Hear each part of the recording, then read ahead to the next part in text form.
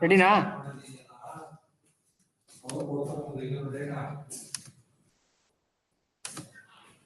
Hello.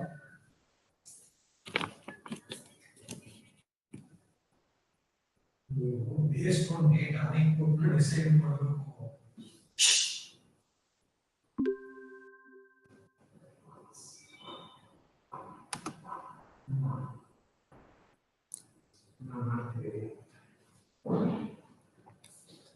Start ಮಾಡ್ಲಪ್ಪ.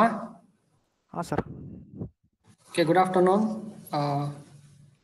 Welcome you all for the second session of day 16 today.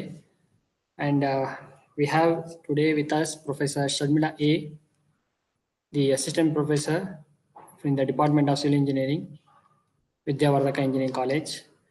And she has 15 years of experience in teaching and research. And she has completed her BE as well as Masters from the PES College of Engineering, Mandya. And I request Professor Sharmila A to take over the session. Over to you, ma'am.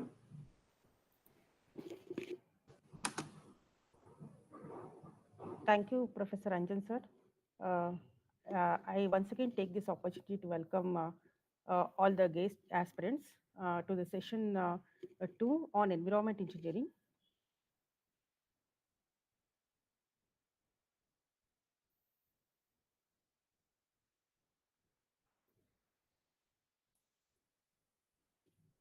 So the session 1, previous session on wastewater engineering was dealt on day 9 on Thursday.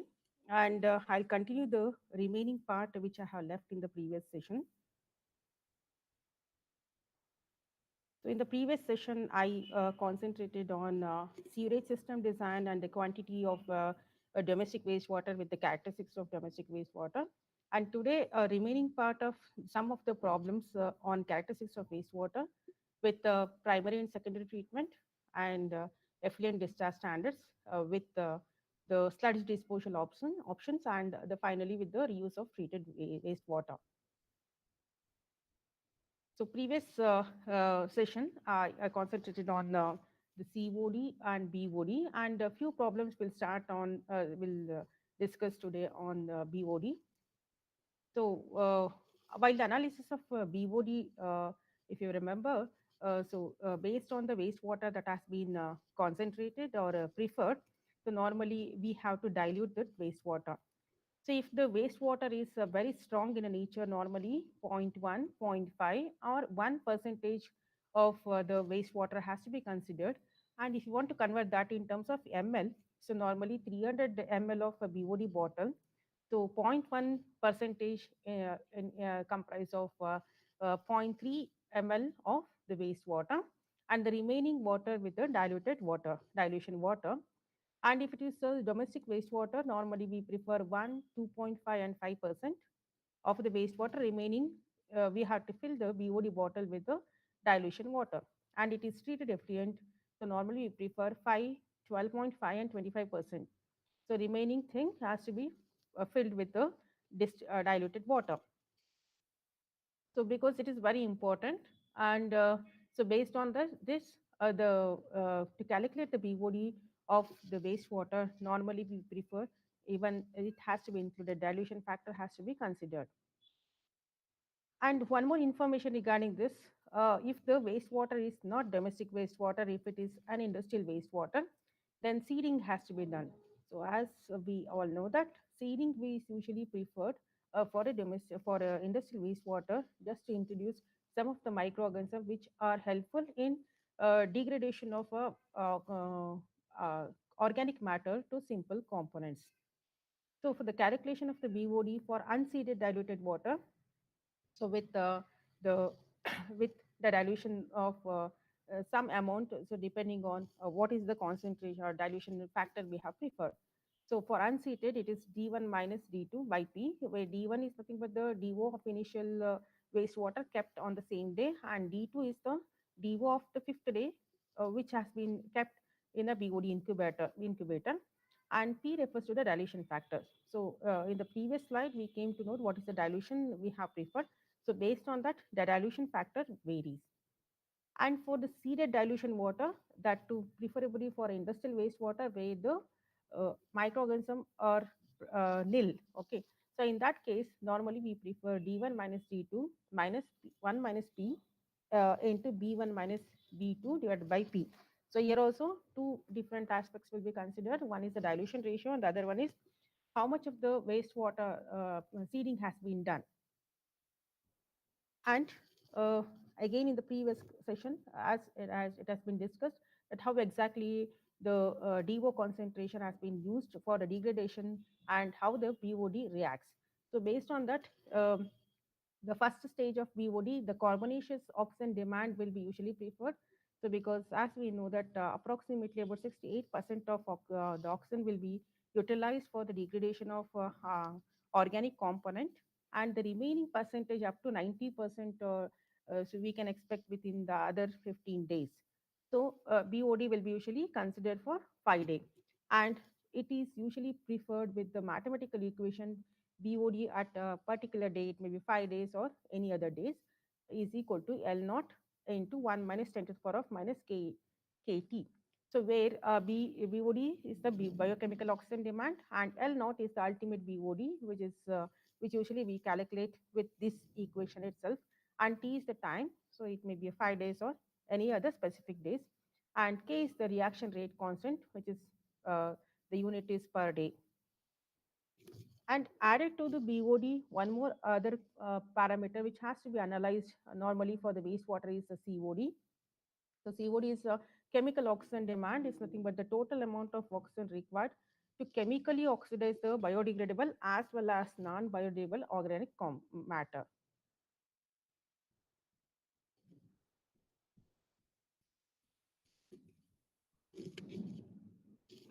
Okay, so this is very important.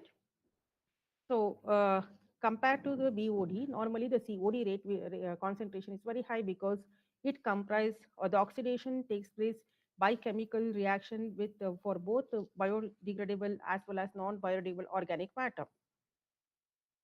So with a few information, so let us know a few of the questions which is usually may be asked in the gate questions. A rapid test to indicate the intensity of pollution in a river water is it with the BOD or DO or MPN? MPN stands for most probable number with respect to microbial count and total dissolved solids. So normally it BOD, as we came to know that it will take a maximum of 5 days of to know what is the concentration of BOD. But to know the BOD, normally we go for analyzing a DO. So dissolved oxygen is one of the rapid tests which can indicate the intensity of pollution in a river. So the answer is the B, DO. So next, similar type of question with respect to the calculation of ultimate BOD. So the ultimate BOD of the wastewater for 5 days is and the rate constant. So just it's very important for base E, that is logarithmic base E, respectively 150 mg per liter and 0.3 per day. So what is the ultimate BOD? So in the previous slide, the equation has been specified how to calculate the ultimate BOD. So using the equation BOD 5, so here it is for 5 days. So BOD 5 is equal to L into 1 minus 10 to the power of minus KT into T. So here the K suffix D, which has been specified with respect to the base E. So we have to convert that in terms of logarithmic 10. So with the formula, KD is equal to 0.434 into K. So K, it has been already specified in this. So they have already given this. So using that data, so we can calculate what is this KD. So after that,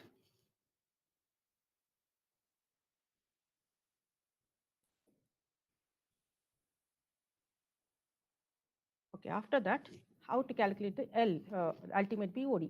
With the same formula using, we have to calculate what is L.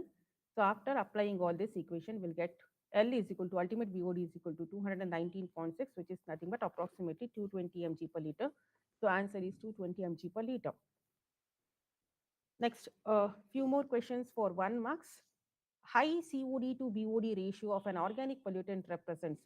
So normally, when we know the concentration of COD, so with the data, there is a relation between COD and BOD. So with that ratio, we can easily identify what might have exactly occurred.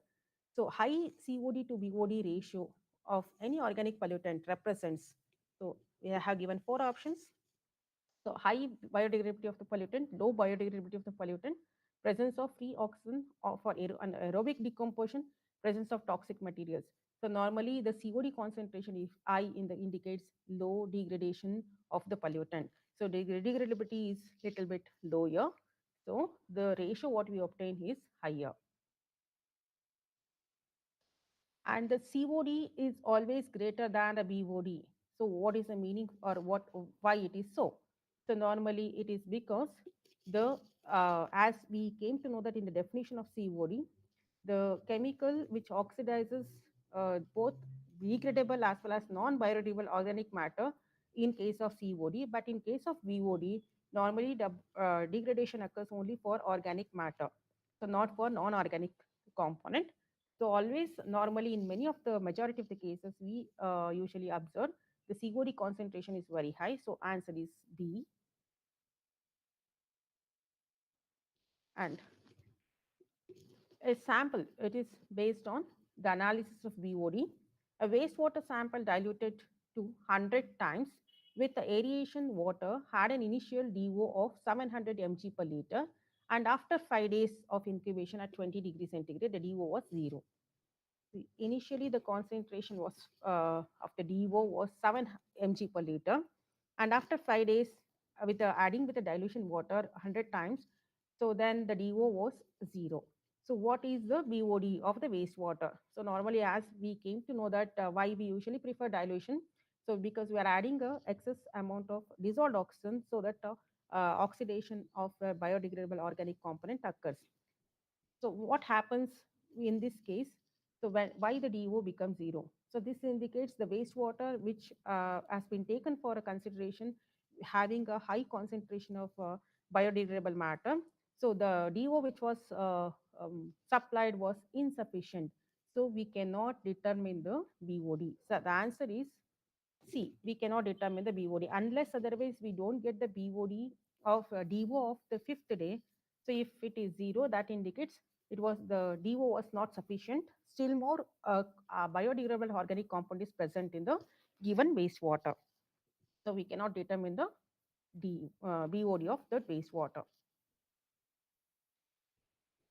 If the BOD test 5 ml of wastewater is added to 295 ml of aerated water, it is regarding a dilution.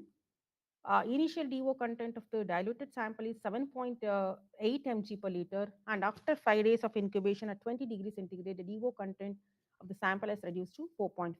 So initially they have given the concentration as 7.8, and after 5 days of incubation, it has reduced to 4.5. And also they have diluted the wastewater, 5 ml of wastewater has been taken, and remaining 295 for 300 ml of BOD bottle has been diluted. So what is the BOD of the wastewater? So even we have to consider two different aspects here. One is the dilution ratio and initial and final DO. So initial DO minus final DO multiplied by the dilution factor. So here dilution factor, because we are adding 5 ml for 300 ml of distilled water, BOD bottle. So 300 divided by 5, that is the dilution factor, multiplied by initial minus final DO. So answer is 204. So answer is 3. So next concept is on self-purification capacity of the stream. So as we know that how we can discharge the treated effluent. So treated effluent can be discharged in two different ways. One is to the nearby water bodies, the other one is on land. So when we speak about self-purification capacity of the stream, it is regarding a dilution method where the treated wastewater is being discharged to the nearby water body. So for the self-purification capacity of the stream, so unless otherwise we don't know what is the self-purification capacity of the stream, so it may lead to huge pollution of the nearby water bodies. So it has to be considered, and the self-purification capacity has to be calculated before it is discharged. Okay, so best example is River Ganga. So where beyond the self-purification capacity of the Ganga River, so many of the pollutant, even it is treated effluent, has been discharged. So it has been polluted. So now let us know what exactly is this concept. So when the wastewater is discharged to the nearby stream or a water body, so normally what happens? So because it is based on calculation with respect to the BOD, so the component present in the wastewater will mix thoroughly, and normally at that particular point the DO level starts falling. So as we are aware that the DO concentration in a saturated DO concentration in any of the water body maximum at 20 degrees centigrade is 14.2 mg per liter.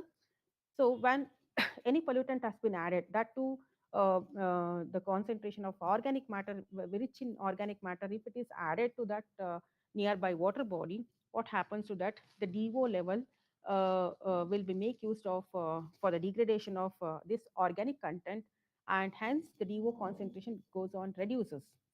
So that's that to explain that concept. We are studying this self-purification capacity of the stream. So, what are the conditions favorable for this dilution to occur? So, first and foremost thing is suspended solids. So, has to be removed from the wastewater. So, normally in a treated effluent, the concentration of suspended solids has to meet the standards before it is discharged. So, we'll know what happens if the suspended concentration is very high. So, before it is discharged to the nearby water, and volume of the receiving water should be very huge. So, if because of in a dry season, if the quantity of the nearby water body, if it is very less and the effluent is discharged, so obviously it may lead to critical condition. And dilution water having a high DO, so it has to should have a saturation concentration of a DO level. And turbulence, if the quantity of water is very huge, normally the currents or turbulence will be very high, so it helps in re-aeration of the water body. And normally before discharging we should know that whether the wastewater consists of any toxic component or not. If it consists of huge concentration of toxic component, it should not be discharged to the nearby water body. And after discharging at a particular point, so immediately after discharge of any effluent, the water should not be used preferably for drinking purpose. So these are some of the conditions which has to be kept in mind before allowing the treated effluent. So here is the standards for dilution. So dilution factor above 500. So normally the standards for purification requires no treatment is required, and we can directly allow the raw wastewater or sewage to the nearby water body. And between 300 to 500, so primary treatment has to be preferred, that too for suspended concentration. So because in the previous case, the first condition is suspended concentration should be less. So it should be less than 150 mg per liter and between 150 to 300. So normally the treatment which we prefer is screening, sedimentation and chemical precipitation, so that maximum amount of suspended concentration has to be removed, and it should be less than 50 mg per liter and less than 150. If that is the case, thorough treatment is required. So where suspended solid should be less than 150 and BOD concentration should also be less than 20 mg per liter. So we'll see this standards before discharge at the end. And let us take a few of the factors, so where the questions may be asked on this factors. So first one is dilution. So let us take an example. So here is a stream or a river which is flowing, and the wastewater has been discharged. Domestic wastewater has been discharged at one particular point. So normally before discharging at the upside stream of the river, or upside stream of the river or a stream, so normally the concentration of the VOD may be very less or it may be nil, and DO may be with a very high DO, and we should know the quantity of the river. Okay. So after that, even we should know, so what is the quantity of the wastewater and BOD of that wastewater, as well as the DO of that wastewater. Normally the DO of the wastewater will be 0. And once it is discharged at a particular point, so immediately we have to calculate after discharge So due to the dilution, what is the concentration? So we call that as the adding the discharge of wastewater and the discharge of the river. So we get the discharge of the mix. And similar manner, we have to calculate even for the BOD mix. So where we have to consider the BOD of the wastewater as well as the BOD of the river. Similarly for the DO. So how to calculate this? So here is a formula to calculate. So normally for the discharge, to calculate the discharge, just we'll simply add the n number of the discharge from n number of sources. It may be from one particular source, or it may be from different sources. We have to just simply add that. So Q mix, that is the quantity after the point of discharge. That is Q mix is equal to QR plus QW in case of this case. QR plus QW, simply adding the discharge. But for calculating a BOD and DO, so we have one equation. BOD is nothing but the discharge of a river multiplied by the BOD of the river plus discharge of the waste and the discharge the BOD of the waste divided by the sigma of Q. Sigma of Q is nothing but the Q mix. Similarly, we have to calculate even for the DO also. So this is one equation which is usually often asked in the questions, that how to calculate the mix of a given component. It may be a temperature or it may be any other components. So next is the same thing, mass balance of initial mix. So with the same explanation, so even it has been explained here how to calculate the Q mix and DO mix, and as well as the BOD mix. So initial DO, dissolved oxygen, calculated with this. So once the wastewater has been discharged, normally what happens to the DO? So DO concentration goes on decreases. So when it reaches, because we already know what is the DO of saturated DO of the river, and we know the DO of the wastewater. So we can easily calculate what is the DO deficit using this equation. And uh, solubility of the oxygen in the water. So normally, as I told you, the saturation level. So it is for 0 degree at the saturation concentration is 14.6, approximately 14.2 mg per liter. So as the DO goes on decreases, and also that it is mainly depend on the temperature. So at 20 degrees centigrade, we can expect a high concentration of DO. But as the concentration, as temperature decreases, the saturation level of DO also decreases.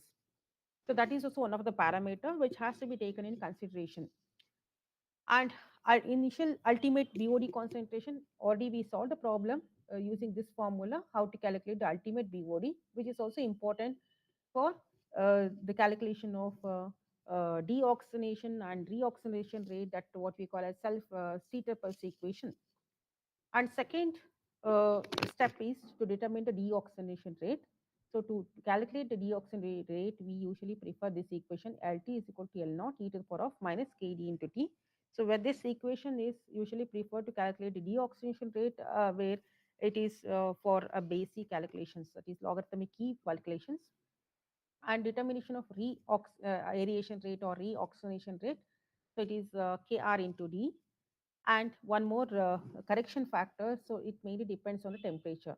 So because when the temperature of the stream varies other than 20 degree, so normally we have to apply the correction factor.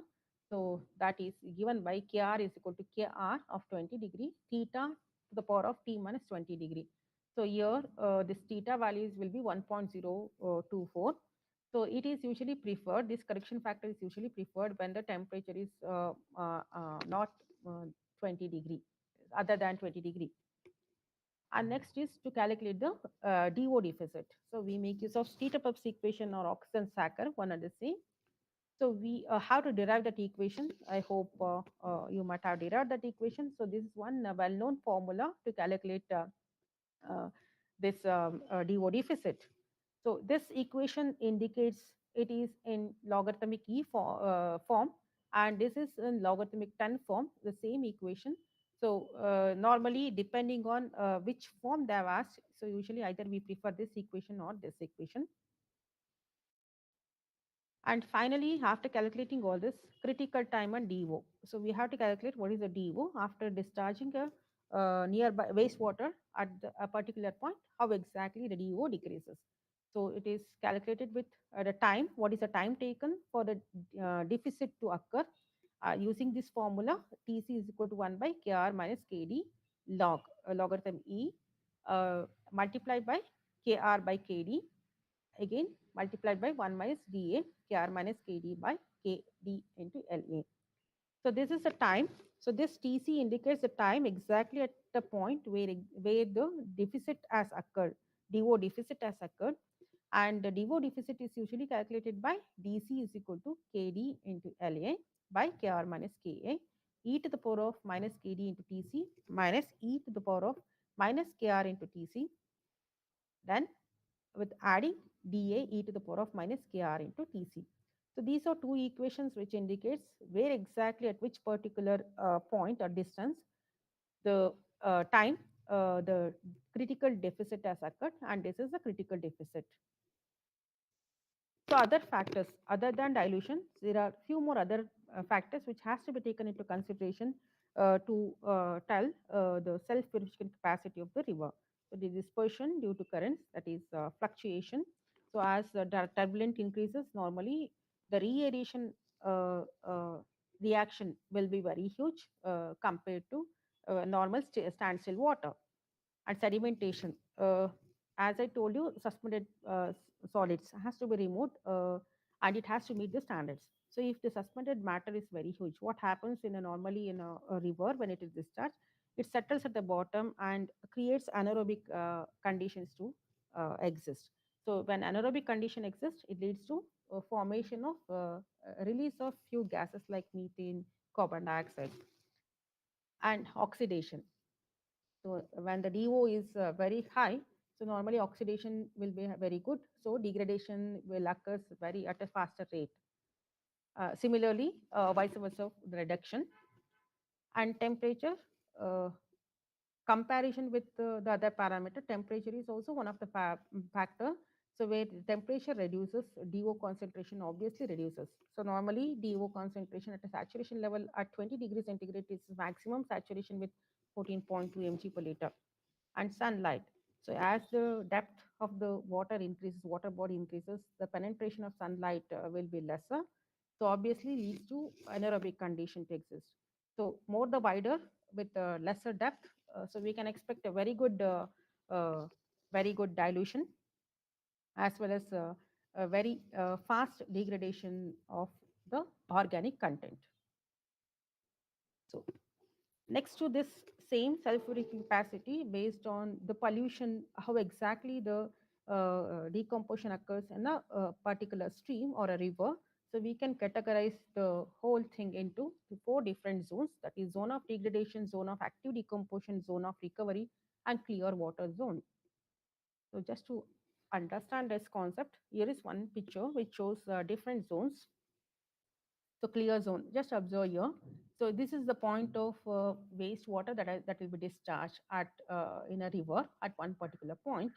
So before that, in the upstreams, if you see, the DO is also very good, and the organism also many different types of organism exist. And BOD in a wastewater is zero because it is upstream.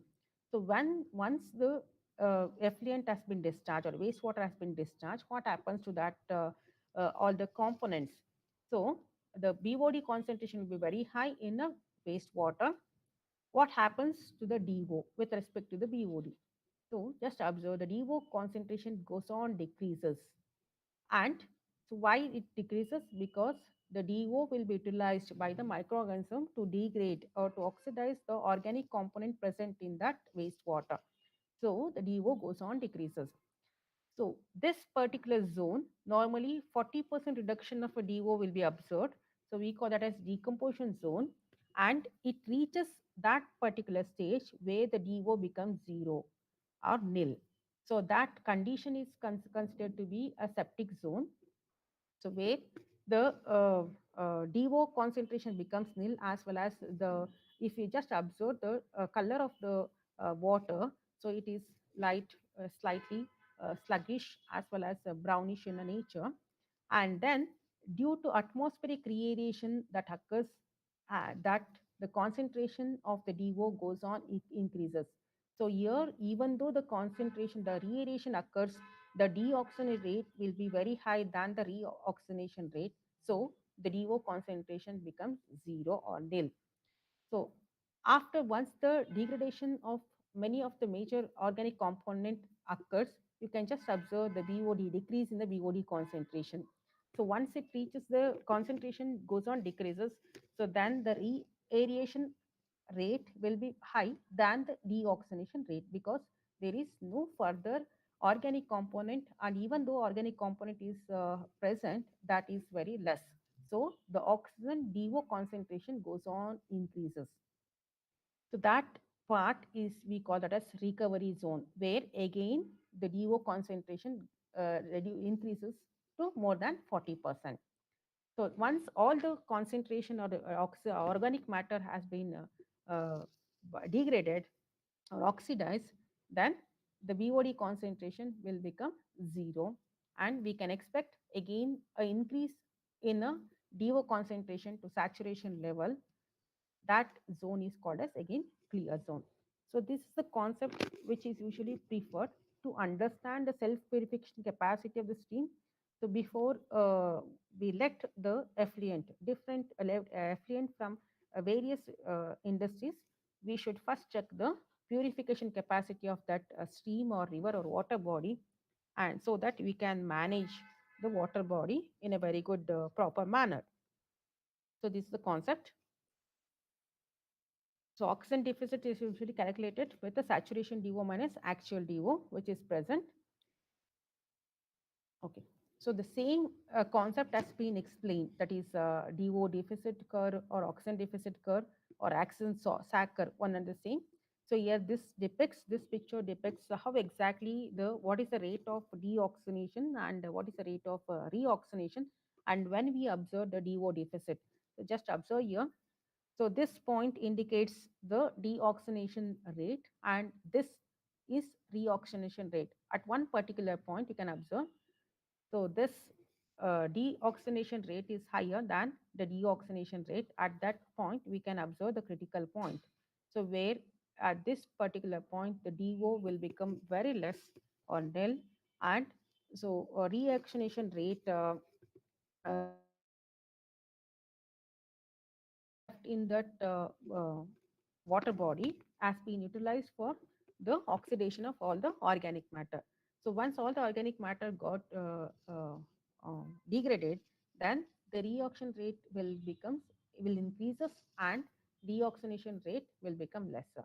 So then we can expect again increase in the DO concentration. So this particular graph indicates or curve indicates us that at what particular time, at what distance the critical DO deficit has occurred. So one more problem regarding this reoxidation coefficient. So the coefficient K of the stream is 0.3 at 20 degrees centigrade. So here they have not given the options. You have to calculate that. The K value at 32 degrees centigrade is likely to be. So here it is for 20 degrees centigrade. We have to calculate for 32 degree. So for that we have an equation for different temperature, as I explained in the previous slides. Kr of the unknown degree, that is 32 degrees centigrade. So Kr into 20 into 1.016 whole to the power of T minus 20. So we can apply this. So we'll get 0.36. Okay. A portion of wastewater sample was subjected to standard BOD test. So again, it is regarding a BOD test with respect to the value what we have calculated in the previous slide. So reaction rate constant with respect to base C at 20 degrees centigrade was taken as 0.18 per day, and reaction rate constant at other temperature may be estimated by Kt is equal to K of 20 into 1.047 whole to the power of T minus 20. The temperature at which the other portion of the sample should be tested to exit the sample BOD is same BOD is 2.5 days. Okay, so we have to calculate for 2.5 days. So what is the temperature at which the sample has to be tested at 2.5 days? So we have to calculate that. Even for this, they have given a few data. Okay. So data which has been given KD 0.43, which we know in the formula, and they have specified in the problem 0.18. And we have to convert that. So after converting, the K is equal to 0.0781. And day they have specified for 5-day BOD, that is T is equal to 5 day. And also they have specified the value as 180. So it has been specified the yield value of 180 mg per liter. So it has been already provided in the problem. We have to calculate what is ultimate BOD for 2.5 days. And according to the data that has been provided, the ultimate BOD, that is L1 is equal to L2. And time taken, we have to calculate for 2.5. Then we have to find out what is KD2. So we know the formula. L is equal to 1 minus 10 to the power of minus KD1 into KT1. So with that, L1 by L2, that is Y naught, Y1 by YT, it is nothing but ultimate BOD. So we already know this value. So it has already been specified in the problem. So calculate for KD2. And after calculating for KD2, again convert using this formula for a required temperature. As for we have to find out for the required day, that is 2.5. After calculating this, you will get the what is the temperature at which the KD2 value was for 2.5 days. So the temperature what we calculated is 35.09. And again related to the oxen sac curve, the sag in a dissolved oxen curve results because. So why the sag results? It is a function of the rate of addition of oxygen to the stream.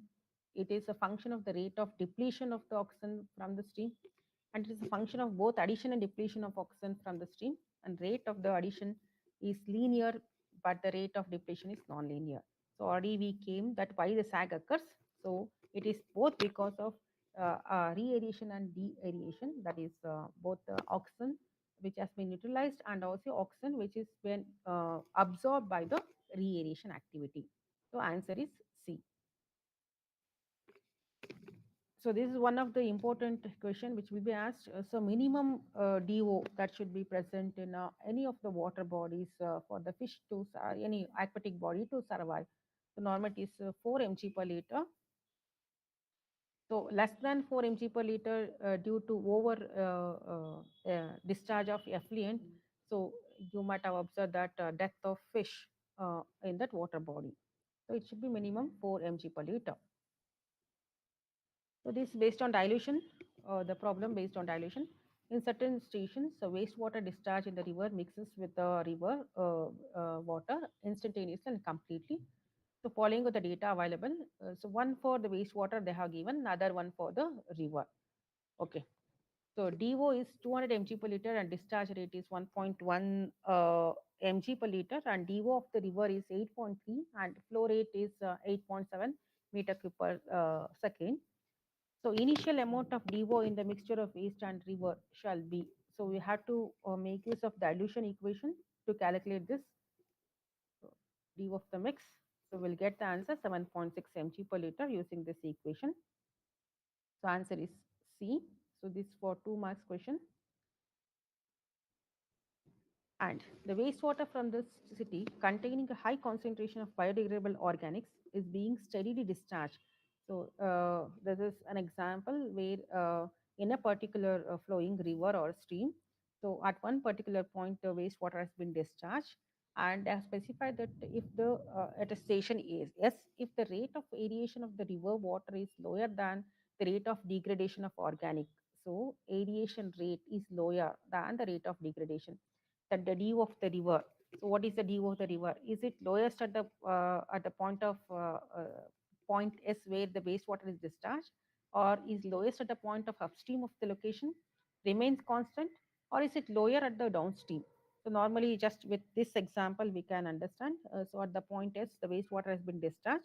So we have to calculate what is the DO of the river water.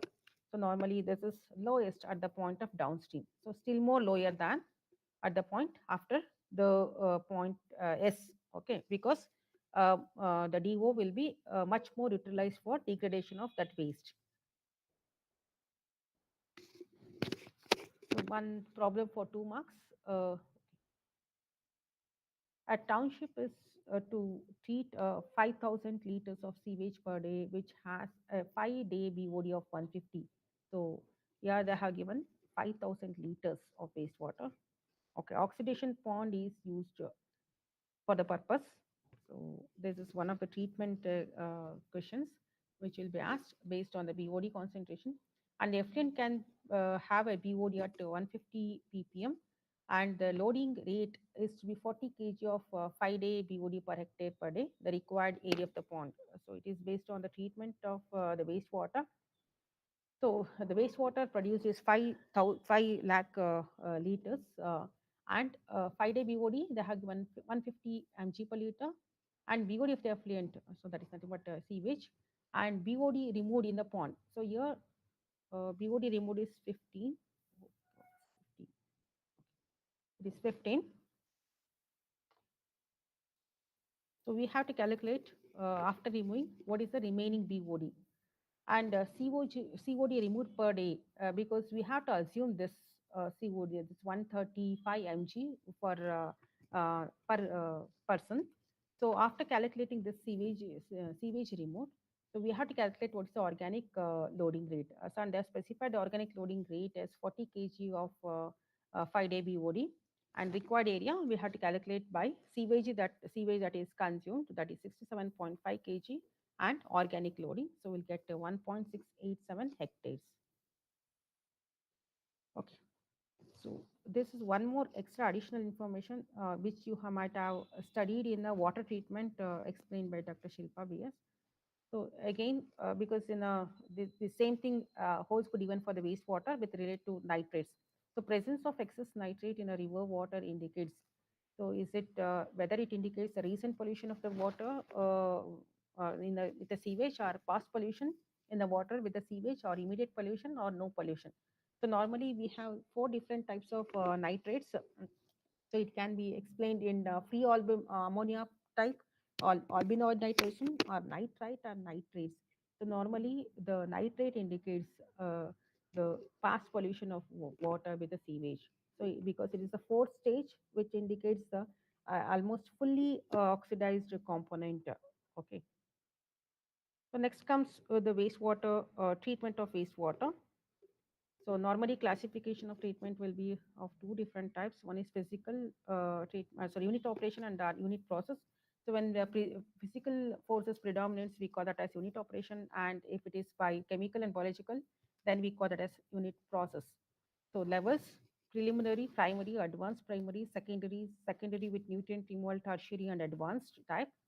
So preliminary, so normally we are concentrating according to syllabus up to this secondary type. So preliminary, rack, floatable grit, grease. So and primary, suspended solids, and some portion of organic matter will also be removed in a primary treatment. And in advanced primary, so normally we remove whichever that has been not removed from primary, we usually prefer that for remove the suspended as well as organic matter. Secondary, biodegradable organic matter, which either by suspension or in which is under solution with 2 different treatment. One is attached growth and suspended growth, and sometimes we want to prefer even disinfection also. So let us concentrate on these 4 aspects. So primary treatment, so which comprise of bar screens, grid chambers, skimming tank, and primary sedimentation tank. So much of the questions will be asked based on primary sedimentation tank. So this is a flow chart for domestic wastewater, so which includes the screens, a grid chamber, followed by a primary sedimentation tank and aeration, and secondary sedimentation tank. And here we'll get 2 different types. One is a sludge, the other one is a wastewater. See, if the wastewater has been recirculated, we usually prefer that for both ASP as well as trickling filter. And sludge has to be treated separately, and then it is disposed. And wastewater, either it is recirculated depending on the type of the treatment what we prefer. So bar screen. So normally screens will be classified as coarse, medium, and fine. So coarse screen with the 50 spacing, and medium screen with the 60 to 40 screens size spacing.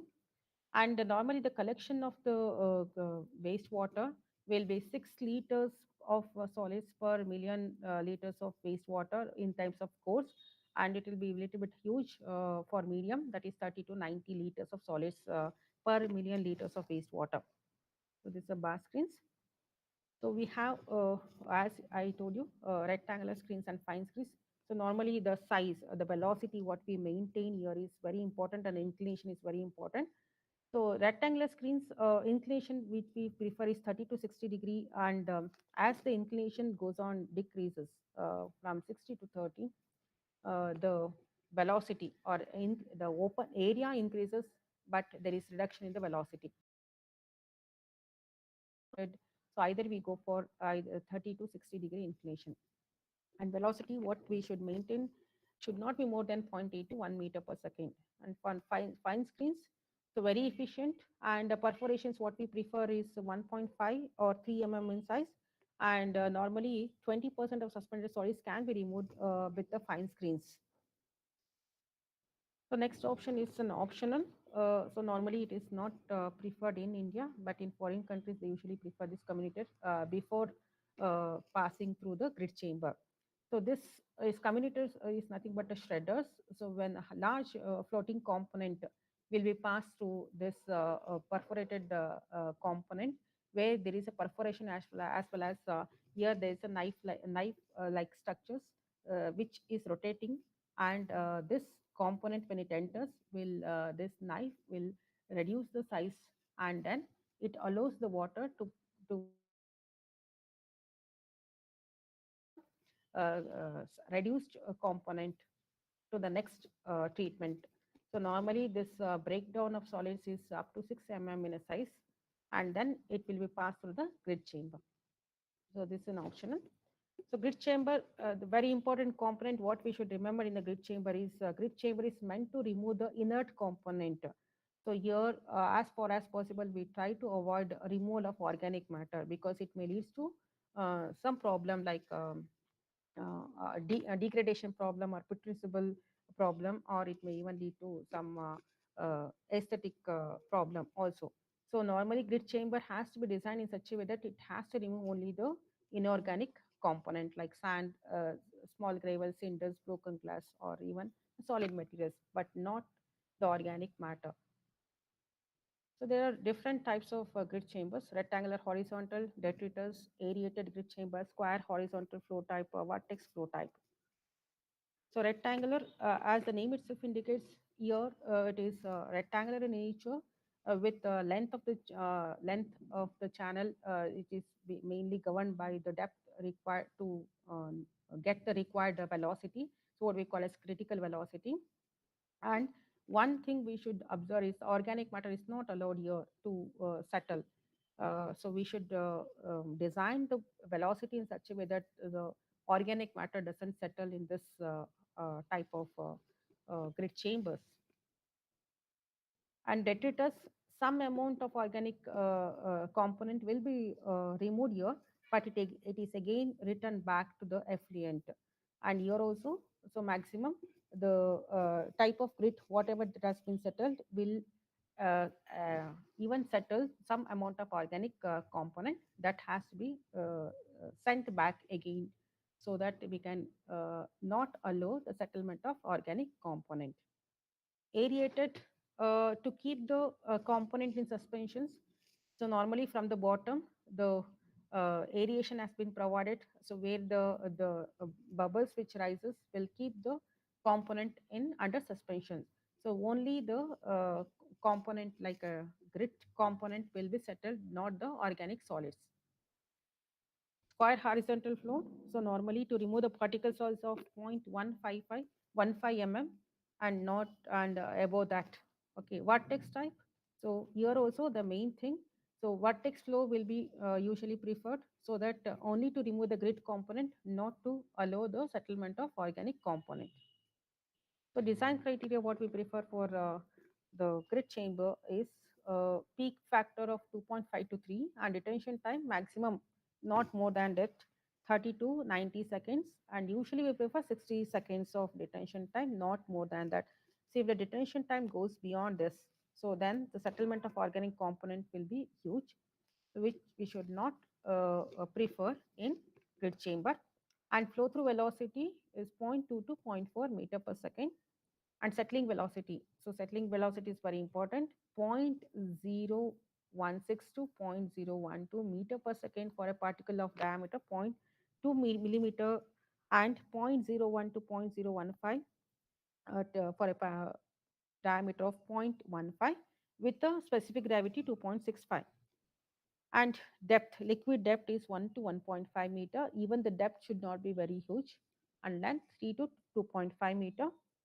And the quantity of grit usually collected will be 0.022 to 0.075 meter cube per 1000 meter cubes of flow, and overflow rate 1200 to 1700 meter cube per meter squared day.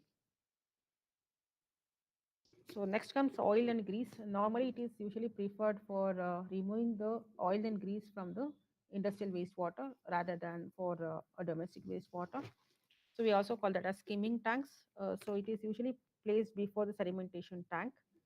So what happens if it is the oil and grease is not removed?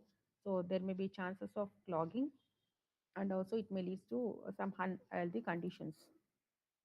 Working principle normally here, air is blown from the bottom, just like what we observed in the previous case, so that we allow the component to settle at the sorry, not to settle at the bottom, just it should be in a suspension. And when the rising when there is a rise of this component, it coagulates and increases its size and solidifies, so that it is easy for us to remove. It is in the form of scum. So detention time, so a little bit higher than the grid chamber, so 3 to 5 minutes. And compression air, so because it has to be kept in suspension, compression air what we prefer is 300 to 6000 meter cube per million liters of wastewater. And surface area, so it is usually calculated by rate of flow of wastewater to the minimum rise of velocity of the materials that has to be removed. So which the minimum velocity what we have to prefer is 0.2 meter per minute. So here the main thing is, so when the scum formation takes place, so we have to remove the scum from this scum trough. So it is usually preferred in many of the industries, so where the oil and grease component are very huge, so that before passing to the sedimentation tank. So next comes sedimentation. So they designed to remove the part of organic matter from the sewage, so out from the grid chamber. So very important concept. So what we are removing here, we are removing the organic component, so which has not been removed from the previous cases, or it may be from the grid chamber or anything else. So sedimentation usually will be carried twice, one before the before that biological treatment, and after biological treatment, depending mainly on the concentration of organic matter present in the given wastewater. So sometimes we can prefer even chemical precipitation, what we call as chemical sedimentation aided with coagulation. Okay. So the other type of similar type of principle which is usually preferred in sedimentation, where we can see that is from in the septic tank and EMOF cons or EMOF tanks. So three different types of the forces which predominates in this sedimentation tanks, or velocity of the flow, shape and size of the particles, viscosity or temperature of the wastewater. So it is not in our control, but so that the velocity can be usually calculated or designed. So based on the different factors, one factor is the shape and size of the particles. So velocity of the flow. So we can reduce the velocity, because in the sedimentation tank, the velocity should be designed in such a way that reduce that by increasing the length of the travel. So we can minimize the velocity. If the velocity is very high, what happens? The settlement of the component will not be not expect, which will not be, the efficiency will not be that much. And the detention by giving a detention time maximum, so that the retaining of the particles for longer time in the same basin, so that we can expect maximum removal. And also by changing or altering the size and shape of the coagulation.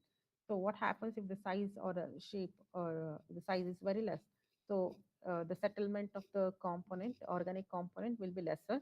So we cannot expect a maximum removal efficiency. So by adding some coagulants to this, so we can allow a maximum settlement of the organic component. So that we call as a sedimentation aided with coagulation. So it is a principle involved in this sedimentation tank. So organic matter with a specific gravity, which will be always greater than 1. So it requires maximum time to settle under gravity. So it has to settle under gravity itself. So normally, what happens in a turbulent condition, if the because we have to minimize the turbulence here, so otherwise the component will be under suspension. So to we can avoid that turbulence by offering some storage. So the detention time what we usually prefer here is very huge compared to the grid chamber or the oil and skimming tank. So we had two different types of sedimentation tank. One is circular in the nature, and the other one is rectangular. So rectangular tank will be having a long narrow tank and horizontal flow. And this is very important point which has to be taken into consideration, because in the problem, so they will not specify the percentage removal of suspended solids or BOD. So this which have to achieve in a primary sedimentation tank. So that is 60 to 65% of suspended solid removal and 30 to 35% of BOD concentration will be removed in a primary sedimentation. So if we have achieved this 100% efficiency, we can achieve in sedimentation tank. So this is a picture showing a rectangular type of sedimentation tank, and this is a circular sedimentation tank.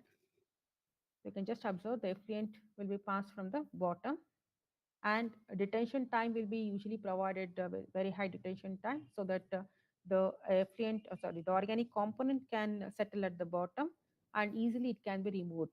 So you can just observe the sludge removing pipe, so where the sludge has been which is rich in organic component with the suspended solids. And so we had two different types of sedimentation tank based on the function. So one is intermittent and the other one is continuous. So intermittent is also called as quiescent type, so where the wastewater is kept under rest. So here it will not be, so any other wastewater will not be allowed till once the wastewater enters this type of sedimentation tank. So normally detention time, just you can observe, it is 24 hours. And so here the wastewater or the sewage is removed from the top, and the silt will be removed at the bottom. And once in after 24 hours again, this functions after removing all the silt and also the wastewater from that. So approximately the functions intermittently of 30 to 36. So normally, in majority of the cases, we don't prefer this intermittent type, because the wastewater discharge will be continuous in the flow. So we usually go for continuous type. So flow is very always continuous. So here the velocity will be reduced. So because the reason for that is, in the previous case, it will be kept under rest. So we can expect maximum settlement of the organic component, suspended component. But here the flow is continuous. So when we reduces the velocity, so we are allowing the component, so we are minimizing the fluctuation in the water flow. So we can allow the component to settle at the bottom, suspended component to settle at the bottom. So here wastewater is not completely brought under rest, and wastewater enters at one end and it comes out in the other end. So normally we can reduce the velocity by providing sufficient length if it is in a case of rectangular type of sedimentation tank. So one problem what we usually observe in this second type of sedimentation tank, that is continuous. So flow is normally uniformly distributed throughout the tanks. So if there is an currents occur, like there is fluctuation in the flow, so normally the water will directly pass in the outlet. When once it enters, it immediately passes through the outlet. So here the objective is not met. The objective is to remove the suspended component as well as the organic component. So if that is the case, so without any removing of much of the concentration of the suspended particles, if it enters and leaves the uh, uh, leaves the tank. So we usually call that as short circuiting. So with the proper design of inlet and outlet, and also with the calculated velocity, so we can minimize this short circuiting. Okay. So displacement efficiency can be calculated with respect to this is flow through the period by detention time. If the detention time is very less, so normally we can expect a maximum short circuiting. So skimming trough, what we preferred for the removal of the scum that has been floating on the wastewater. So for that sludge zone, we have to provide 0.8 to 1.2 meter, so which has to be cleaned manually. And detention time of that can be calculated using the formula volume of the tank by rate of flow, that is B into L into H by Q. And for circulation tank, so for the calculated detention time, so we have T is equal to D square into 0.011 into D plus 0.785 into H. So H stands for vertical depth and D stands for the diameter of the tank. This is for circular and this is for the rectangular tank to calculate the detention time for the sedimentation tank. So after knowing a sedimentation tank, the next aspect becomes here for the secondary treatment, which is meant for, which is mainly based on the activity of microbes. So we have two different types normally for domestic wastewater, that is biological filtration and ASP. ASP stands for activated sludge process. So with where these two usually works on the principle of aerobic uh, treatment, where it is attached and suspended in a nature. So attached is for the biological filtration, that is trickling filters, and for aerobic suspended for activated sludge process, which is under suspension. So just if you observe, effluent what we got from a sedimentation, which consists of 60 to 80% of unstable organic matter, which is colloidal in nature. So because of colloidal in nature, so we cannot expect removal, maximum removal in a suspended sedimentation tank. So which can be achieved by a secondary treatment using these two treatments. So secondary treatment, what happens normally, the organic matter will be converted to a stable form, which is the final end product will be an nitrate sulfates by the action called as oxidation or nitrification. So which can be of two different types. One is filtration, activated sludge process. So whatever the sludge we get may be either directly disposed, or if it is a domestic wastewater, this sludge can be brought to the sludge drying bed, and after a certain days when it dries, we can even prefer that as a manure. So this is a flow chart for a secondary treatment trickling filter. Okay. So here, what happens normally, aerobic bacteria, which is very active than anaerobic. So we prefer in a secondary treatment, we prefer aerobic type of treatment. So where in both the cases, either in trickling filters or in ASP, we go for aerobic type of treatment. So where decomposition does not produce any bad smell and gases. So, but in case of anaerobic treatment, we can expect a bad smell because of release of some septic gases like methane, carbon dioxide. And the main aim is to produce a suitable environment condition which stimulate the growth of aerobic bacteria, so that oxidation rate is very huge, and we can expect very good treatment, maximum more than 90%. So the trickling filters, which comes under the concept filtration. There we have four different types of filters. That is contact bed, which is usually preferred in a small plants, and intermittent sand filter. Again, it is also used in a small plants.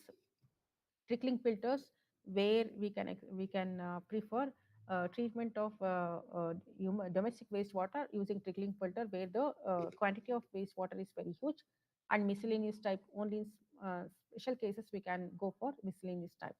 So now we are concentrating according to the syllabus only on trickling filters. So trickling filters will be of two different types. One is low rate trickling filter, the other one is high rate trickling filter. So low rate trickling filters can also be called as conventional trickling filter or ordinary trickling filter or standard rate. Okay. So there is a difference between these two. When recirculation is done, usually we prefer that as high rate leaking filters. But in case of conventional type, we don't prefer any recirculation. So in a high rate trickling filters, which is usually preferred in many of the cases where we can achieve still more higher efficiency, removal efficiency of organic matter. So where the concentration of BOD can be achieved up to the standard levels. So when a provision is made for recirculation of the wastewater through the filters, we call that as high rate leaking filter, and pumping of a part of filter effluent to the primary settling tanks. So in case of high rate drinking filters, so when a small portion of the treated effluent from a trickling filter will be again passed through primary sedimentation tank. It is also called as percolating filters or sprinkling filters. So we'll see why it is called that, and it has a rotary distribution. So where it consists of nozzles where the wastewater will be sprayed from that nozzles, and it is equally distributed throughout the filter media. So under drainage system is usually kept at the bottom. So where the treated effluent will be allowed to settle in that, and it is removed from that under drainage system. So purification of this wastewater is usually done by aerobic bacteria. So where how exactly this treatment occurs?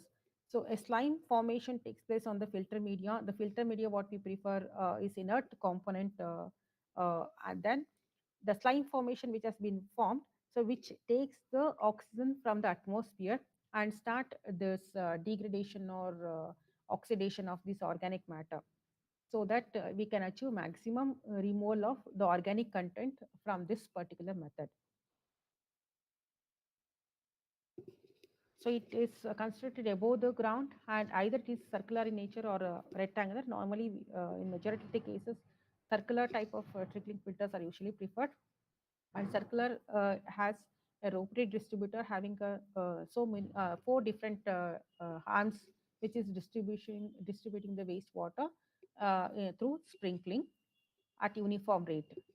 And usually the revolution will be 2 rpm for small distributor and half rpm for a large one, just to meet depending on the quantity of the wastewater that has to be discharged. Either they go for 2 rpm or for half rpm, and distribution arms will be having 15 to 20 centimeter above the top surface, so it should not touch the uh, filter media. And sprays nozzle will be usually dosed at with 3 to 5 minutes and rest for 5 to 10 minutes. So before we go for next application, once it is dosed for 3 to 5 minutes, then it will be kept under rest, so that the activity of the microbes on the for oxidizing the organic matter will be very good. That is for maximum. So this is a big picture which shows the trickling filter. So you can just see the distributor or rotary distributor arms. So with the perforation here, and it will be kept a little bit in a higher point than the filter media. So filter media will be kept with specific depth, so approximately up to 2 to 4 meter or 1 to 8 meter. So and again you can just observe here there is under drainage system where it collects the treated effluent, and this is nothing but a chiffonic sewage tank. So where from here the water will be distributed, so wastewater will be distributed through the this rotary distribution. So once it is collected, it will be removed often and often, and it will be sent for the next process. So filter media usually consists of a coarser material, so the stone or slag or which is free from dust, and the size varies from 25 to 75 mm. And we have to use the quality of the stone which should not be affected by acidic wastewater and should be sufficiently hard in nature. And depth 2 to 3 meter. So normally filter media depth should be 2 to 3. If it is above that, so there may be chances of anaerobic condition exist at the bottom, and so coarse materials should be kept at the bottom and fine materials at the top. So walls should be honeycombed so that circulation will occur. So this should be honeycombed so that circulation occurs throughout the depth of the media. So otherwise it may lead to anaerobic conditions. So properly designed under drains just to collect the treated wastewater. Normally we usually prefer vitrified clay blocks as an under drainage system. So it will collect the wastewater, and slope it should be 1 to 300 towards the effluent rectangular channel where the treated effluent will be collected. So this is the picture which shows how the wastewater has been discharged from the rotary distributor. So in this trickling filter also we can observe operational problems like and also the ponding trouble. So flies and nuisance because it is open to atmosphere, so there may be chances of a filter fly, that is cycoda. And to remove that, usually we can prefer an insecticides, DDT or benzoyl hexachloride. And also we can expect odor nuisance when the aerobic condition convert to anaerobic. So at that time we can expect release of HTS gas. So it can be minimized by recirculation in the wastewater often and often, and with the chlorinating the wastewater or neutralizing the wastewater, so that we can minimize the odor nuisance. And the third problem what we observe is ponding problem, that is the voids may be filled by the growth of algae or fungi. So it can be removed by the chlorinated wastewater, so that where we can avoid the growth of the algae or fungi, or adding with copper sulfate. And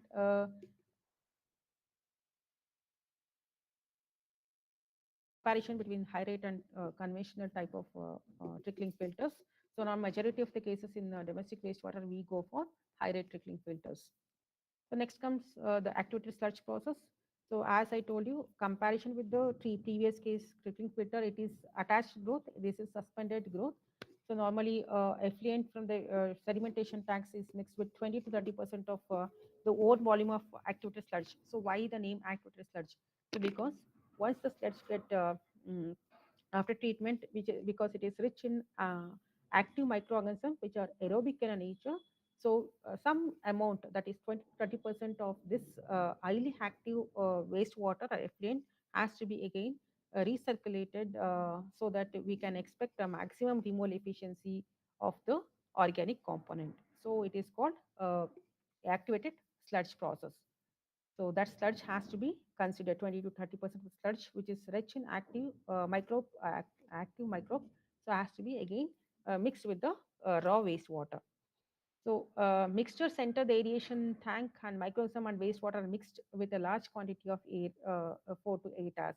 So why we are mixing this with the aeration? Because to increase the DO content. So because already we came to know that when the DO content is very high, so normally we can expect oxidation, very good oxidation rate. So conversion of complex organic component to very simple one. So here suspended colloidal matter will get coagulated, and so we can expect a maximum settlement in the secondary sedimentation tank, settling tank, after passing through this uh, ASP. So effluent obtained is of very good quality in the sense a maximum removal can be expected here. So BOD removal up to 80 to 90%, and bacterial removal up to 90 to 95% can be expected in ASP. And control of operation to ensure like ample supply of oxygen. So we should know, so that whether the supply of oxygen is very good or to the extent. And rate of volume of activated sludge kept to the volume of wastewater being treated is kept constant. So we'll see this, there is equation pertaining to this. And normally aeration tank which we prefer is rectangular, 2 to 4 meter in depth, and 4 to 6 meter wide, and length approximately 20 to 200 meter, depending again on the quantity of wastewater detention time. So maximum of up to 8 hours for domestic wastewater can be expected. So three different types of aeration which we usually prefer in activated sludge process are diffused aeration, mechanical aeration, or combined. So depending again on the depth of the tank which you usually preferred. So some of the design criteria which is usually very important in solving the problems.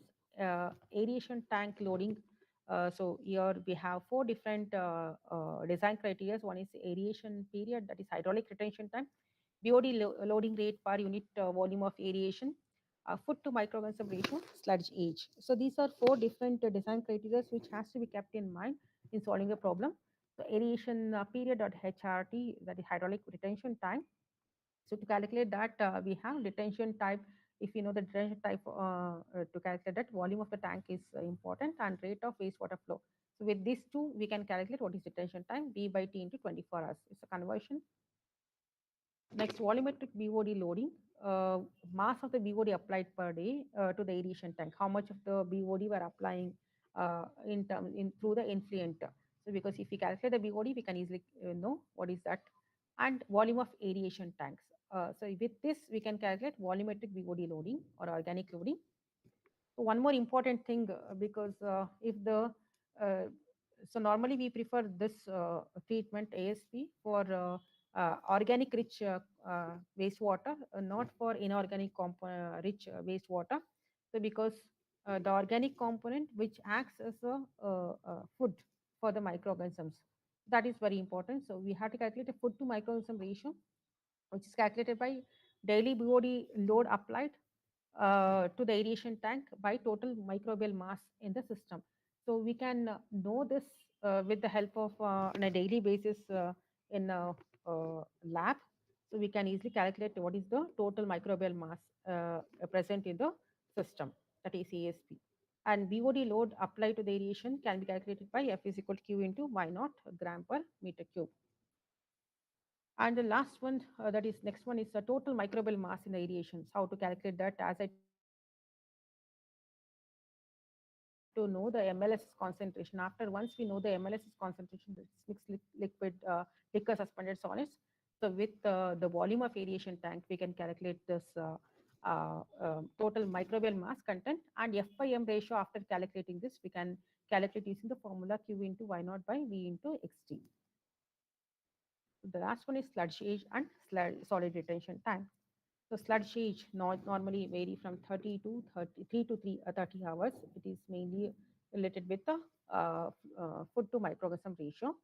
And sludge retention time, SRT, can be calculated by mass of MLSs in the aeration tank and by mass of suspended solid leaving the system per day. So with these two concepts, we can calculate what is solid retention time. So if we know all these formulas, we can easily solve the problem. So sludge age calculated by V into XT by QW into XR plus Q into QW into XE. So these are the some of the calculations or equations which has to be considered in the design of ASP, activated sludge process. So few problems. The main constituent of a gas generated during the anaerobic digestion of the sewage sludge or so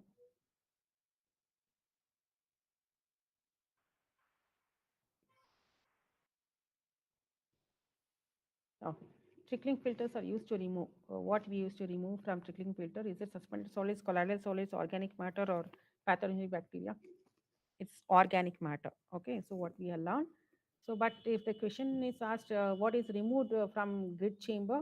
So there we usually prefer inert components, but not the organic matter.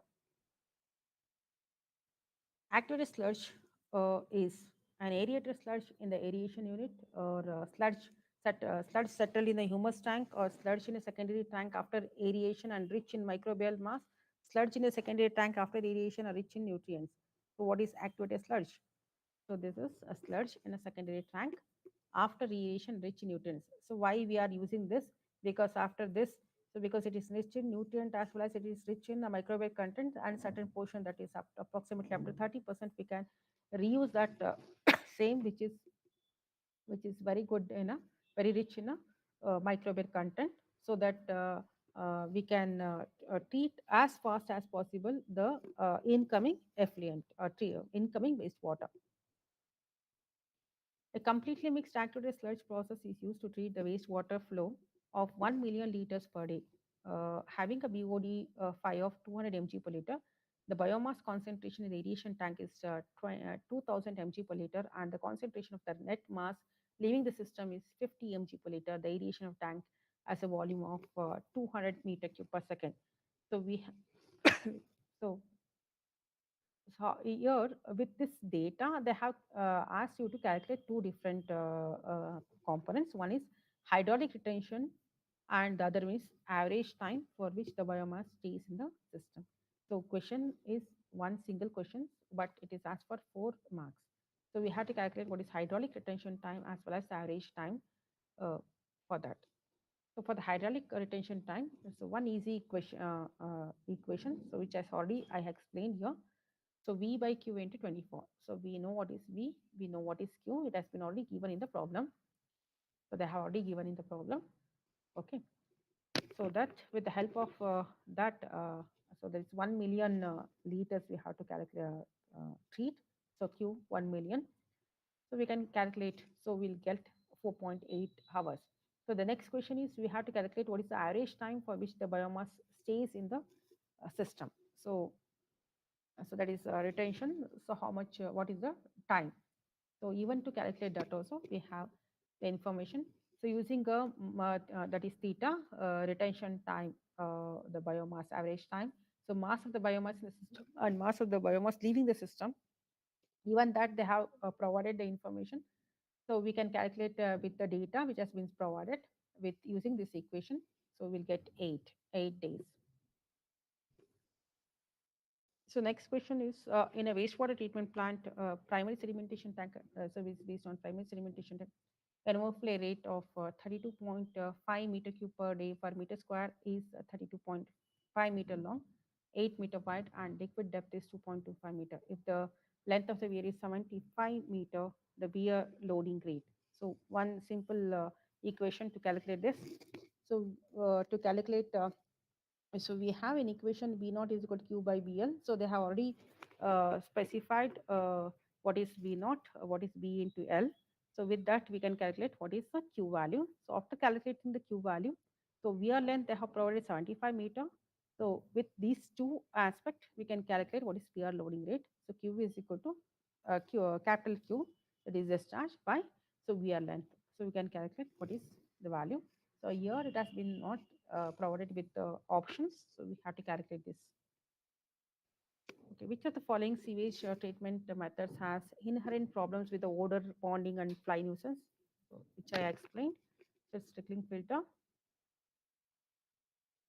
So one more aspect which we should be thorough with the gate is effluent standards. So we have BIS standards and also we have CPHU standards. So you should be very thorough with a few of the parameters which might be asked in frequently in a gate. So one is suspended solids. So for inland water surface, it is 100 mg per liter, and the other is oil and grease. It is 10, and nitrogen, ammonical nitrogen 50. Then BOD it is 30 mg per liter, and chemical oxygen demands 250. These are few parameters which you should keep in a mind. So maybe many times they will ask the question for 1 marks or match the following.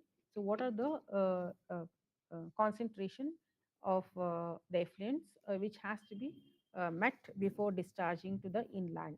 So similarly, even for discharging the wastewater to the public sewers also there is some concentration, but it is quite higher than the previous because it is directly we're discharging that to the nearby water body. And for on land for irrigation, so there are few components with values.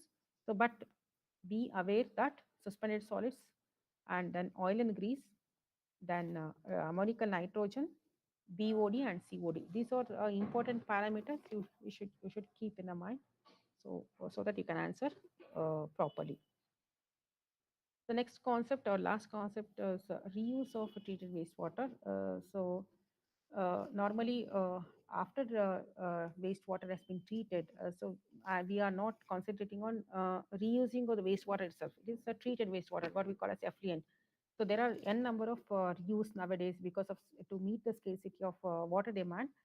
So we have different usages, that is urban usage, agricultural reuse, recreational impoundings, environmental reuse, and industrial reuse. So for urban reuse, normally it is meant for irrigating the public schools. It may be schools. Sorry, it is for public parks.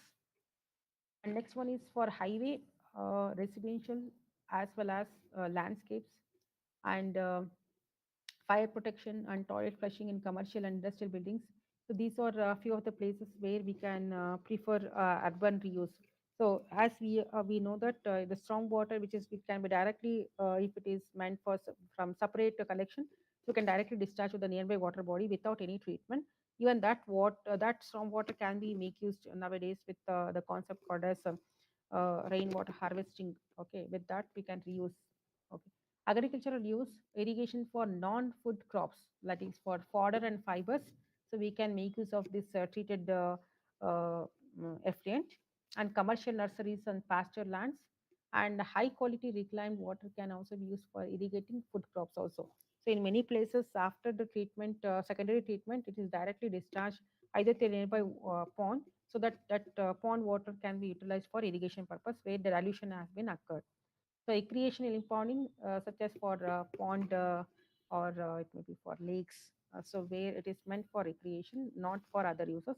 Environmental use, creating artificial wetlands and enhancing natural wetlands and sustaining stream flows.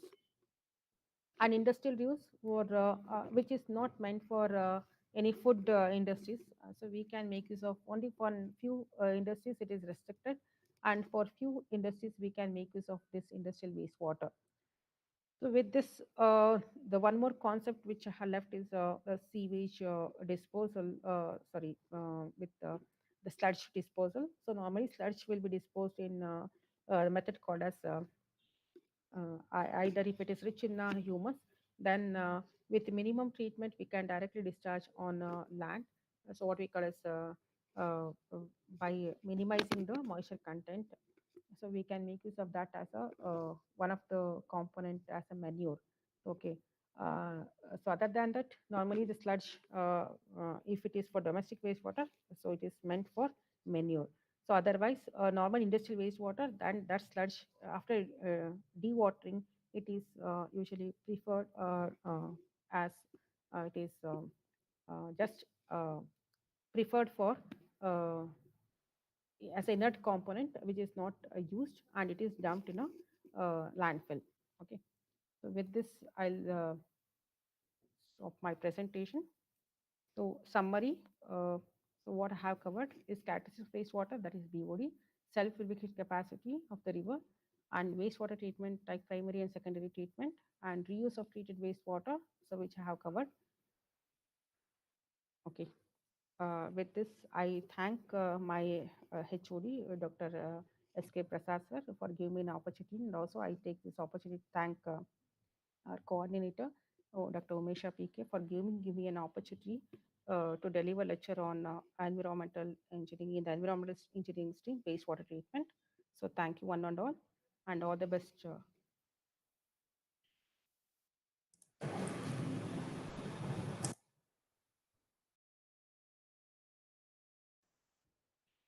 Thank you very much, madam. It was indeed a good explanation by you on wastewater treatment. And with this, we have come to an end of today's session. And I request all the participants to give your valuable feedback for the link provided in the YouTube comment box. And tomorrow we have Foundation Engineering by Dr. S.K. Prasad at 2 o'clock, and followed by the second session on air pollution by Dr. Shilpa B.S. and Professor Sharmila A. at 3:45 p.m. And please join us tomorrow in our YouTube channel. And thank you everyone for your participation. Thank you.